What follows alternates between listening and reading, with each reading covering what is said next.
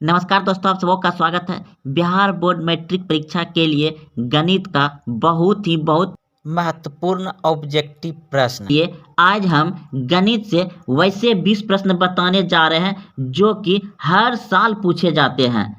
20 objective प्रश्न। दोस्तों, आप इस वीडियो को अंत तक जरूर देखें क्योंकि यह 20 प्रश्न जो है ना बहुत बार पूछे गए हैं।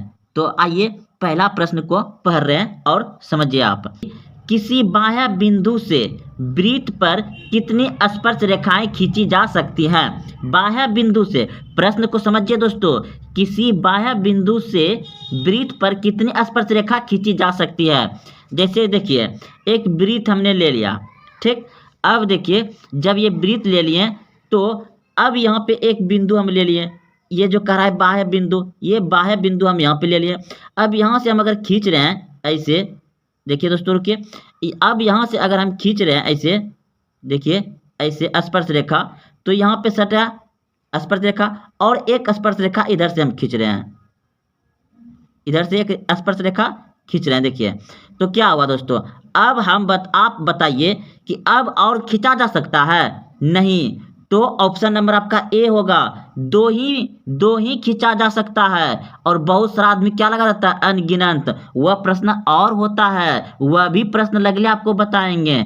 जस्ट देखिए, प्रश्न को आप समझ गए कि किसी बाह्य बिंदु से वृत्त पर, बाह्य बिंदु यहाँ पे था और इस बिंदु से वृत्त पर कितने स्पर्श रेखा, स्पर्श मतलब सटा हुआ, खींचा जा सकता है? तो दो ही रेखा खींचा जा सकता है। ऑप्शन नंबर ए बिल्कुल सही है, दो ही रेखा खींचा जाएगा। तो चलते हैं अगले प्रश्न की ओर। इस प्रश्न का उत्तर था आपका 2। देखिए, अब वैसा है प्रश्न दोस्तों, पहले हम समझा देते हैं। देखिए, अब यहाँ देखिए प्रश्न पूछा गया है कि एक वृत्त पर कितनी स्पर्श रेखा खींची जा सकती है। तो इसमें भले अनंत होगा, एक वृत्त पर कितनी स्पर्श रेखा खींची जा सकता है। इसमें बिंदु नहीं बोला है दोस्तों, इसमें बिंदु नहीं बोला है, बिंदु नहीं कहा है, इसलिए हम अनंत लगा सकते हैं, एकदम बिल्कुल सही होगा। अब देखिए, जैसे कि हम एक वृत्त ले रहे हैं, यह एक वृत्त ले लिया। अब देखिए, इसमें हम स्पर्श रेखा कितना खींच सकते हैं? इसमें बिंदु तिंदु कुछ नहीं बोला है। तो देखिए, एक यहाँ खींच सकते हैं, एक इधर खींच सकते हैं, एक इधर खींच सकते हैं, एक इधर खींच सकते हैं, एक इधर खींच सकते हैं, यानी कि बहुत सारा हम खींच सकते हैं। तो अनंत होगा इसमें। जब प्रश्न पूछेगा कि एक वृत्त की कितनी स्पर्श रेखाएं खींची जा सकती है, यह हो सकती है, ठीक। अगर बिंदु लग जाएगा दोस्तों कि बाह्य बिंदु से कितनी खींची जाए इस तरह से, तब आपका 2 होगा, क्योंकि इसे ऐसे 2 ही खींचा जाएगा। तो चलिए, इस प्रश्न का उत्तर हो जाएगा आपका अनंत, समझ गए। और बिंदु बाह्य बिंदु से पूछेगा तो 2 होगा। तो चलते हैं, एक प्रश्न बीच में छोड़े थे, इस प्रश्न को भी समझ लेते हैं। देखिए, प्रश्न है किसी बाह्य बिंदु से किसी वृत्त पर खींची गई दोनों स्पर्श रेखाएं की लंबाई में कौन सा संबंध है? तो समझिए फिर से दोस्तों। देखिए, यह एक वृत्त है और एक कहता है बाह्य बिंदु, तो इस सर पर वैसे ही बनेगा दोस्तों, एक बाह्य बिंदु है और यहाँ से एक खींच दिए और एक ये यहाँ से खींच दिए।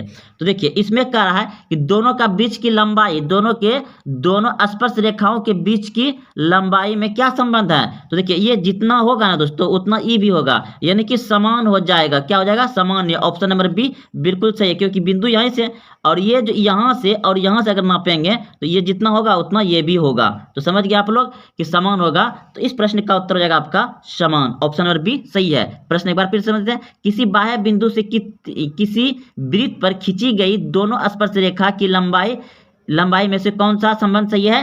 तो समान हो जाएगा, ऑप्शन नंबर बी। चलते अगले प्रश्न की ओर। प्रश्न देखिए, ये प्रश्न हो ही गया। देखिए, अब प्रश्न यहाँ पे है कि 0.5 बार या रेकरिंग का परिमेय रूप में लघुत्तम रूप क्या होगा? तो देखिए, किसी भी संख्या पर रेकरिंग यानी कि ये बार या रेकरिंग दिया रहता है, तो जितना संख्या पे रेकरिंग दिया रहता है उतना संख्या 9 बैठता है नीचे। तो हम क्या करेंगे, रेकरिंग को हटाएंगे तो यहाँ पे हो जाएगा आपका 3/9। ये रेकरिंग हटाने के बाद अगर 2 संख्या पे रहता तो 2 गुना होता, और जितना संख्या पे नहीं रहेगा उतना 0 बैठाते हैं। तो यहाँ तो सिर्फ साधारण सवाल है। तो रेकरिंग जब हम हटा दिए तो 3/9, रेकरिंग हटा तो नीचे 9। अब इसको कटा दीजिए, 3 × 3, 3 × 9, यानी कि 1/3। 1/3 का आपका ऑप्शन नंबर सी बिल्कुल सही है। तो आप समझ गए प्रश्न का उत्तर। 0.3 पर रेकरिंग का परिमेय रूप में लघुत्तम रूप क्या होगा? 1/3। कैसे हुआ? इसको रेकरिंग को हटाएं तो 3/9 हो जाएगा। 3 × 3, 3 × 9, ऑप्शन नंबर सी सही है। चलते अगले प्रश्न की ओर। अब देखिए, प्रश्न है 3 प्लस रूट 2 3 प्लस 2 रूट 3 है, 3 प्लस 2 रूट 3 है। तो इस क्या है 3 प्लस 2 रूट 3 है, क्या है ये परिमेय संख्या है, वो परिमेय संख्या है, यह भिन्न संख्या है, यह पूर्णांक है। तो देखिए दोस्तों यह तो हो गया परिमेय संख्या, लेकिन इसके साथ क्या जुट रहा है 2 रूट 3, जो कि ये अपरिमेय संख्या है, ये अपरिमेय संख्या इसके साथ जुट रहा है, तो इसको भी अपरिमेय संख्या बना दिया। ऑप्शन नंबर 20 सही हो जाएगा, अपरिमेय संख्या है। 3 प्लस 2 रूट 3 क्या है, अपरिमेय संख्या है। अगर आपको इस तरह से भी दे दे 2 प्लस 2 रूट 5, तो यह भी आपका अपरिमेय संख्या ही होगा। अगर आपको दोस्तों इस तरह दिया जाए कि 2 प्लस 2 रूट 4, तो ये क्या हो जाएगा आपका परिमेय संख्या हो जाएगा, क्योंकि ये 2 निकल जाएगा, यानी कि यहाँ 2 प्लस 2 और इसका 2 निकल जाएगा, 4 दूना 8 6 कितना जाएगा, 4 दूने 8 2 10 हो जाएगा आपका, यानी कि नीचे एक छुपा रहता है तो परिमेय संख्या हो जाएगा। तो ध्यान रखिएगा कि इस रूट से बाहर निकलने वाला संख्या नहीं हो तब वो अपरिमेय संख्या हो जाएगा, अगर बाहर निकल जाएगा तो क्या हो जाएगा, परिमेय संख्या हो जाएगा। चलते अगले प्रश्न की ओर। प्रश्न है बहुपद x square plus 5x minus 6 का घात है। तो आप सभी जान रहे हैं कि जितना घात रहेगा, जितना इस पे पहले वाला पद पर जितना पावर रहेगा उतना वह बहुपद का घात कहलाएगा। तो कितना है 2 है, तो ऑप्शन नंबर डी बिल्कुल सही है। अगर इस पे 3 रहता तो त्रिघात हो जाता, समझ गए। तो चलते अगले प्रश्न की ओर। तो बहुपद x square plus 5x minus 6 का घात है कितना है 2, ऑप्शन नंबर डी सही है। अगर इस पे 3 रहता तो त्रिघात हो जाता। चलते अगले प्रश्न की ओर। प्रश्न है द्विघात समीकरण का मानक रूप है, द्विघात समीकरण का मानक रूप है। तो देख रहे हैं आप आपके सामने ऑप्शन है। तो द्विघात समीकरण का मानक रूप आप सभी जानते हैं कि ax square plus bx plus c बराबर 0। तो कहाँ है आपका, ऑप्शन नंबर सी में है, ऑप्शन नंबर सी बिल्कुल सही है। द्विघात समीकरण का मानक रूप होता है ax square plus bx plus c, ये होता है ऑप्शन नंबर जो कि आपका सी में है। चलते अगले प्रश्न की ओर। प्रश्न है आपका, देखिए AP का nवां पद है, AP का nवां पद है जब पहला पद A और सार्वंतर D हो। तो दोस्तों आपको क्या पूछ रहा है यहाँ पे, AP का nवां पद पूछ रहा है, AP का nवां पद पूछ रहा है। तो कैसे निकालते हैं nवां पद, तो इसका सूत्र होता है A plus n minus 1 into D. तो यही तो सूत्र होता है। तो कहाँ है आपका ऐसा, ऑप्शन नंबर ए में बिल्कुल सही है, क्योंकि आपका पहला पद दिया हुआ है और डी दिया गया है। तो हमको एनवां पद ज्ञात करना है, तो एनवां यहाँ से निकालेंगे, एन का मान, समझ गए आप। तो यहाँ पे ऑप्शन नंबर ए बिल्कुल सही है। तो चलते अगले प्रश्न की ओर। इस प्रश्न का उत्तर आपका ऑप्शन नंबर ए था। अब देखिए प्रश्न है सभी वृत्त है, सभी वृत्त है, वृत्त देखिए ये वृत्त हो गया, ये वृत्त हो गया, ये वृत्त हो गया, ये वृत्त हो गया, वृत्त है। सभी वृत्त क्या है, समरूप हो जाएगा क्योंकि एक समान है। देखिए सार्वंसम अलग होता है, समरूप मतलब एक तरह का, उसका आकार जो है एक समान मिल रहा है, इसलिए समरूप हो जाएगा। क्योंकि गोल गोल गोल गोल सब है, ऐसा तो वर्गाकार तो नहीं ना है, वर्गाकार तो नहीं ना, आयताकार तो नहीं ना, वर्गाकार तो नहीं ना, तो समझ गए। तो समरूप है, ऑप्शन नंबर क्या हो जाएगा आपका, ऑप्शन नंबर बी हो जाएगा। सभी वृत्त क्या है, समरूप है। सर्वांगसम कब होगा, जब एक ही जैसा, जैसा कि मान लीजिए ये वाला है, जैसे ये वृत्त है और एक वृत्त एकदम सेम टू सेम इसके उसके ऊपर ही चढ़ा के लेंगे, ये मेरा हो जाएगा, क्या हो जाएगा, इसके एकदम सेम टू सेम हो जाएगा, तब सर्वांगसम हो जाएगा। तो चलिए आप समझ गए कि सभी वृत्त क्या है, समरूप हो जाएगा। अगला प्रश्न देखिए, देखिए अब प्रश्न है आपका, यदि 3 cot A बराबर 4 तो साइन A का मान होगा। तो दोस्तों आप सभी एक याद रखिएगा, जब भी आपको मतलब इस तरह का प्रश्न में आए त्रिकोणमिति में, तो इसको ट्रिपलेट नंबर कहा जाता है। 3 4, जब 3 4 है तो 5 आएगा ही आएगा। प्रश्न है यदि 3 cot A बराबर 4 तो साइन A का मान होगा। तो दोस्तों आप प्रश्न को समझ गए। प्रश्न दिया गया है कि 3 cot A बराबर 4 तो साइन A का मान क्या होगा।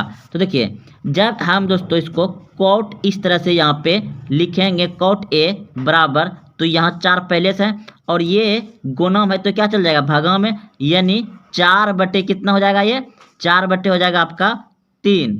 तो इसका कॉट का सूत्र क्या होता है, बी बटे पी।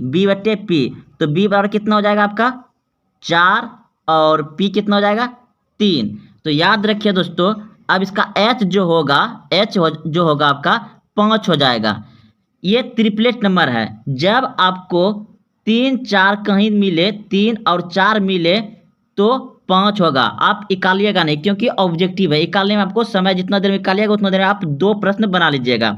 जब भी आपको कहीं पर मिले त्रिकोणमिति में 3 4, तो समझिए कितना आएगा, 5 आ जाएगा। अगर आपको 5 4 मिले तो समझिए 3 आएगा। याद रखिएगा, 3 4 मिले तो 5 आएगा एच, और 5 4 मिले तो 3 आएगा। ये ट्रिपलेट नंबर है। तो 3 4 5 याद रखिएगा, 3 4 5। अब हमको निकालना है साइन ए। क्या निकालना है, साइन ए का मान निकालना है। तो साइन ए का मान क्या होता है, पी बटे एच। तो एच मेरे पास कितना था, एच कितना था, एच मेरे पास हो जाए, क्योंकि यहाँ पर हम जो निकाले थे अभी बी का मान कितना निकाले थे 4, बी का मान निकाले थे 4, और पी का मान निकाले थे कितना, पी का मान ये 3 नीचे आएगा तो कितना हो जाएगा इसका 3। तो एच कितना है हो जाएगा मेरा यहाँ पे, एच कितना हो जाएगा 5, एच कितना हो जाएगा 5। जब 3 4 रहता है तो एच 5 होता है। तो देखिए 3 मेरा हो जाएगा ये, और नीचे 5 हो जाएगा, यानी कि 3 बटे 5। 3 बटे 5 आपका ऑप्शन नंबर कहाँ है, 3 बटे 5 ऑप्शन नंबर कहाँ है आपका, ऑप्शन है आपका option number B. Option number B बिल्कुल सही है। तो चलिए आप समझ गए होंगे बढ़िया से। याद रखिए, जब आपका ट्रिपलेट नंबर 3 4 है तो 5 आएगा। समझ गए बात को। ट्रिपलेट नंबर क्या होता है, 3 4 और 5। इसी पे बना दिए, क्योंकि आपको निकालना नहीं पड़ेगा। उसे आप नहीं समझिए तो एक बार पीछे करके समझ लीजिए। चलते हैं अगले प्रश्न की ओर।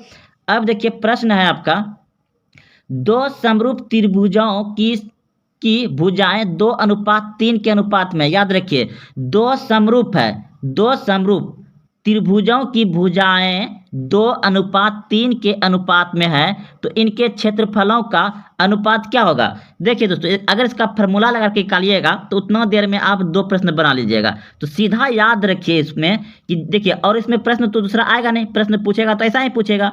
तो 2 समरूप त्रिभुजों की भुजाएं 2:3 है ना, तो इसको क्या करिए, वर्ग कर दीजिए। तो कितना हो जाएगा, 2:3 का वर्ग करिएगा तो ये 4 हो जाएगा, और ये कितना हो जाएगा 9 हो जाएगा। तो कौन सा ऑप्शन में है, तो आपका ऑप्शन नंबर ए बिल्कुल सही है। लेकिन हाँ याद रखिए, जब प्रश्न में आपको पूछे 2 समरूप त्रिभुजों की भुजाएं 2:3 के अनुपात में है, और क्या पूछे, क्षेत्रफल का अनुपात क्या होगा, तो दोनों को वर्ग कर दीजिएगा, 4:9 हो जाएगा। चलते अगले प्रश्न की ओर। हाँ अब देखिए, इस प्रश्न को भी आप अच्छे से याद रखिएगा। अगर दोस्तों पूछे कि प्रश्न में 2 वृत्तों की परिधियां कितना है, 2:3 के अनुपात में है, तो उनकी त्रिज्याओं का अनुपात क्या होगा, उनकी त्रिज्याओं का अनुपात क्या होगा। तो देखिए दोस्तों, जब भी आपको दो वृत्तों की परिधि दिया रहे और उनकी त्रिज्या पूछे, तो सेम टू सेम वही लिख दीजिए। यानी कि 2:3 है तो 2:3 ही होगा। ऑप्शन नंबर आपका कितना हो जाएगा, 2:3। ऑप्शन नंबर सी बिल्कुल सही है। देखिए आप सभी जानते हैं कि वृत्त का परिधि जो होता है कितना होता है, 2πr होता है, 2πr होता है। परिधि क्या होता है, 2πr होता है। तो चलिए ये 1 हो गया। दूसरा मान लेते हैं 2πr2। तो देखिए ये कटिए गया, तो r1 r2 आपका सेम टू मिल तो रहा है, 2:3 था, इधर सेम मिल रहा है, क्योंकि 2 को वृत्त है। तो ये मेरा एक वृत्त का हो गया, कितना दे दिया है 2, और दूसरा वृत्त का कितना दे दिया है 3, 2 वृत्त का है। तो दोनों को हम बैठा देती है, ये कट गया, तो मेरे पास 2 है और 3 बचा। तो देखिए ऑप्शन नंबर सी बिल्कुल सही है। तो चलते हैं अगले प्रश्न की ओर। अब देखिए इस प्रश्न का उत्तर क्या होगा, साइन स्क्वायर 45 डिग्री का मान होगा। साइन स्क्वायर 45 डिग्री का मान होगा। ये तो आप जानते ही होंगे कि साइन 45 डिग्री का मान क्या होता है। तो इस प्रश्न का उत्तर हो जाएगा आपका ऑप्शन नंबर क्या हो जाएगा, जल्दी बताइए, 1/2। 1/2 कैसे होगा, क्योंकि देखिए साइन 45 डिग्री का मान होता है कितना होता है, 1/√2 2। तो स्क्वायर है, इस पे स्क्वायर चला दीजिए तो कितना, 1 का स्क्वायर तो 1 के होगा, और इसको जब स्क्वायर करेंगे तो ये रूट खत्म हो जाएगा, 2 हो जाएगा, तो 1/2। ऑप्शन नंबर बी सही है। समझ गए? चलते हैं अगले प्रश्न की ओर। प्रश्न देखिए, ये तो सूत्र है, आप सभी जानते होंगे कि साइन स्क्वायर इस जगह थीटा के जगह पे कुछ भी रहे, ए रहे, बी रहे, या 35 रहे, या 40 रहे, और plus same cos square theta, यहाँ पे ए रहे बी, यानी कि जो अगर 35 इधर है, इधर भी 35 है, इधर 40 है, इधर भी 40 है, इधर थीटा है तो इधर भी थीटा है, तो बराबर हमेशा क्या होगा, 1 ही होगा। क्या होगा? 1 ही होगा। ऑप्शन नंबर सी बिल्कुल सही है, क्योंकि ये सूत्र है sine square theta plus cos square theta बराबर होता है 1। थीटा के जगह पे कुछ भी रख दे, जैसे कि मान रख देंगे हम 2, इधर भी 2 रख देंगे, इधर रख देंगे बी, तो यहाँ भी बी रहेगा, तो हमेशा मान क्या होगा, इसका 1 ही आएगा। तो याद रखिएगा साइन स्क्वायर और थीटा के जगह पे कुछ भी आ जाए दोनों तरफ तो हमेशा 1 ही होगा। तो चलते हैं अगले प्रश्न की, और इस प्रश्न का उत्तर था आपका सी। देखिए अब यहाँ पे पूछा गया है 7, 3, 5, 8, 6, 10, 9, 12 की माध्यिका क्या होगा। तो माध्यिका ज्ञात करने के लिए आप सभी जानबे करते होंगे कि क्या करते हैं, शुरू से यानी कि छोटा वाला संख्या को क्या करेंगे, छोटी वाली संख्या को लिखेंगे, छोटी संख्या से बढ़ते क्रम में सजा देंगे। तो सबसे छोटा संख्या क्या है, 3, तो चलिए 3 लिख दिए। उसके बाद क्या है, 3 के बाद 4 है, नहीं है, तो सॉरी फिर से लिखते हैं, सबसे छोटी संख्या कितना है, 3, तो 3 लिख दिए। इससे बड़ी संख्या क्या है, 4 नहीं है, तो 5 है, तो 5 लिख दिए। इससे बड़ी संख्या कितना है, 6, 6 लिख दिए। इससे बड़ी संख्या कितना है, 7, 7 लिख दिए। 7 से बड़ी संख्या कितना है, 8, 8 लिख दिए। 8 से बड़ी संख्या 9 है, 9 लिख दिए। 9 से कितना है, 10 लिख दिए। 10 से बड़ी संख्या कितना, 11 नहीं है, तो 12 लिख दिए। क्या गो था, 1, 2, 3, 4, 5, 6, 7, 8 गो था, तो 1, 2, 3, 4, 5, 6, 7, 8 गो है। अब क्या करेंगे, इस तरह सजा के लिखने के बाद इधर से एक संख्या काटेंगे, इधर से एक संख्या काटेंगे, इधर से एक संख्या, इधर से एक संख्या, इधर से एक संख्या, इधर से एक संख्या। अगर दोस्तों मेरे पास अगर बीच में एक संख्या जो बचता तो वही माध्यिका होता, लेकिन यहाँ पे मेरा 2 गो बच गया। क्या क्या बच गया, 7 + 8 बच गया, तो दोनों को जोड़ के 2 से भाग दे देंगे, दोनों को जोड़ के 2 से भाग दे देंगे। तो दोनों को जोड़ेगा कितना हो जाएगा, 7 × 14 = 15, 15/2, तो 7 दूना 14, 7 दूना 14 और 0.5 आ जाएगा। 7 मतलब 15 में भाग दीजिएगा 7.5, ऑप्शन नंबर डी सही हो जाएगा। तो चलते हैं अगले प्रश्न की ओर। प्रश्न देखिए, निम्नलिखित में कौन अपरिमेय संख्या पूछ रहा है, अपरिमेय संख्या पूछ रहा है। तो देखिए ऑप्शन ए क्या हो जाएगा आपका, √अंडर क्या है, 64/36, तो इसका आप 8 निकाल दीजिएगा और इसका 6 निकल जाएगा, तो ये क्या हो जाएगा, परिमेय संख्या हो जाएगा। इसका भी आपका कितना निकल जाएगा, 9 निकल जाएगा, 9 में 81 निकल जाएगा। इसका तो नहीं निकलेगा, इसका निकल जाएगा 7, और नीचे तो 9 है, ये है, तो आपका ऑप्शन नंबर सी बिल्कुल सही है। वो परिमेय संख्या कौन होगा, जो कि रूट से बाहर नहीं निकलेगा, तो वो परिमेय संख्या हो जाएगा। ऑप्शन नंबर सी बिल्कुल सही है, और बाकी इधर सब परिमेय संख्या है। चलते अगले प्रश्न की ओर। प्रश्न देखिए पूछा है, निम्नलिखित में कौन बहुपद नहीं है। अब देखिए यहाँ पे बहुपद नहीं है, तो बहुपद नहीं है, तो इस प्रश्न का उत्तर हो जाएगा, देखिए ये आपका -7x बहुपद है, ये भी आपका बहुपद है, और ये भी बहुपद है। ये आपका बहुपद ऑप्शन नंबर सी नहीं है, क्योंकि इसका गुणांक जो है कि रूट में है, रूट में है, इसका गुणांक रूट में है, यानी कि इसका क्या, अगर रूट को हटा देंगे तो 3 पे पावर क्या हो जाएगा, 1/2 हो जाएगा। तो ये जो है कि बहुपद नहीं होता है। तो आप समझ गए कि बहुपद क्या है। इसी तरह से आपको प्रश्न अगर यह प्रश्न ऐसा आएगा तो समझिए कि √3 जो x के बगल में, इसका x का जो गुणांक होगा वो गुणांक है ही नहीं, रूट के अंदर है, तो कहाँ से बहुपद होगा। तो ऑप्शन नंबर सी बिल्कुल गलत है, ये नहीं होगा। ऑप्शन नंबर सी उत्तर हो जाएगा इसका। चलते अगले प्रश्न की ओर। देखिए फिर प्रश्न आपका आ गया, अभी तुरंत बताएं, जहां देखिए साइन थीटा बराबर 3/5 है, तो कोस थीटा का मान पूछा गया है। तो साइन थीटा का मान, जो साइन थीटा का मान क्या होता है, P/H, तो P का मान कितना हो गया 3, और H का मान कितना हो जाएगा 5। तो अभी तुरंत बताए थे दोस्तों, जब इस तरह से रहे, 3 रहे 5 रहे तो 4 आएगा, 4 3 रहे तो 5 आएगा, 5 3 रहे तो 4 आएगा, और 5 4 रहे तो 3 आएगा। तो मेरा क्या निकल जाएगा यहाँ पे, बी कितना निकल जाएगा, क्योंकि 5 3 तो है, 5 3 तो है तो 4 आ जाएगा बी। अब पूछा क्या है हमको, कॉस थीटा। तो कॉस का मान क्या होता है, कॉस का मान क्या होता है, तो कॉस का सूत्र क्या होता है आपका बी बटे एच। कॉस क्या होता है बी बटे एच। तो एच कितना हो जाएगा आपका, एच तो 5 है तो 5 हो जाएगा, एच 5 हो जाएगा। और बी कितना हो जाएगा, बी 4। तो 4/5 कहाँ है, 4/5 कहाँ है, 4/5 है, ऑप्शन नंबर ए बिल्कुल सही है, 4/5। समझ गए दोस्तों। देखिए इसमें कुछ नहीं याद रखना है, 3 4 रहे तो 5 आ जाएगा, यानी कि ये ट्रिपलेट है, जहाँ 3 4 रहे तो 5 आएगा, जहाँ 5 4 रहे तो वहाँ 3 आएगा, और जहाँ 3 5 रहे तो वहाँ 4 आएगा। ये ट्रिपलेट नंबर है, याद रखिए 3 4 5। तो हम जानते हैं कि साइन का सूत्र क्या होता है P बटे एच। तो P का मान हो गया 3 और H का मान हो गया 5। H का मान 5 हो गया तो B का मान कितना हो जाएगा 4, क्योंकि 4 है, 4 हो जाएगा। B का मान कितना हो जाएगा 4 हो जाएगा। तो हम कोस का सूत्र क्या जानते हैं, कोस का सूत्र क्या होता है, कॉस का सूत्र होता है आपका b बटे एच। तो b बटे एच, तो h का मान कितना है 5 और h b कितना हो गया आपका 4। तो 4/5, 4 बटे कहाँ है, ऑप्शन नंबर ए बिल्कुल सही है, 4/5 ऑप्शन नंबर ए सही है। चलते अगले प्रश्न की ओर। प्रश्न है द्विघात बहुपद के शून्यांक की संख्या कितनी होती है, द्विघात बहुपद की शून्यांक की संख्या कितनी होती है। तो देखिए इस प्रश्न का उत्तर हो जाएगा द्विघात बहुपद का शून्यांक की संख्या होती है 2, याद रखिएगा 2 होता है। अगले प्रश्न की ओर। प्रश्न देखिए यह भी एक सूत्र है आपका, cosec square theta minus cot square theta का निम्न में से कौन सा है। तो ये आपका सूत्र है, सभी को जानता है। इस प्रश्न का उत्तर हो जाएगा आपका 1। तो दोस्तों यह बहुत महत्वपूर्ण ऑब्जेक्टिव प्रश्न थे गणित का, जो कि बहुत बार पूछे गए हैं।